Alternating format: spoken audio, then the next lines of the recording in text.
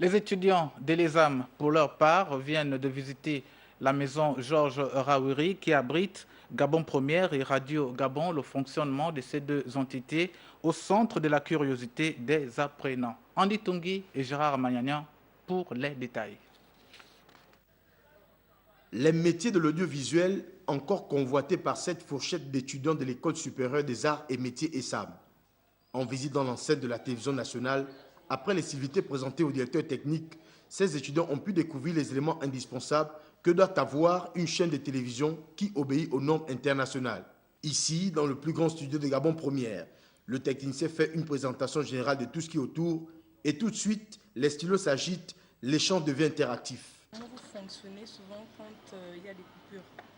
Si par exemple l'émission est tournée en direct, comment ça se passe en fait? Dès que le système détecte qu'il y a rupture de la fourniture en électricité venant de la SEG, il a un système d'onduleur d'abord pour permettre au groupe de démarrer. Dès qu'il a atteint sa puissance normale pour pouvoir alimenter le bâtiment, ce dispositif-là bascule sur l'alimentation du groupe.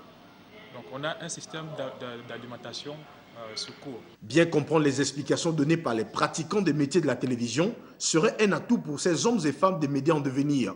En faisant cette visite, j'ai appris beaucoup de choses et ça me donne encore plus d'idées. Il y a eu un déclic parce que d'abord j'aime bien la technique, histoire toujours d'avoir la caméra et voir la prestation du caméraman, ça a également encore boosté.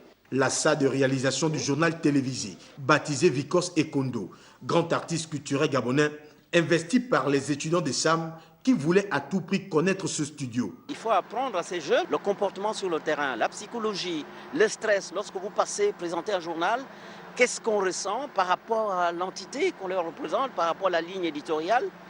Il faut circonscrire tout cela dans l'esprit du jeune étudiant qui voudrait demain être journaliste dans cette atmosphère que vous connaissez très bien, qui est une atmosphère qui n'est pas des bons enfants, comme on dit, mais qui est tout à fait alléchante parce que être journaliste, ce n'est pas rien. Le domaine de l'audiovisuel, un secteur porté d'avenir et d'insertion professionnelle, attire de plus en plus des jeunes au regard de l'intérêt que ces derniers accordent à ce corps de métier qui s'ouvre au monde à chaque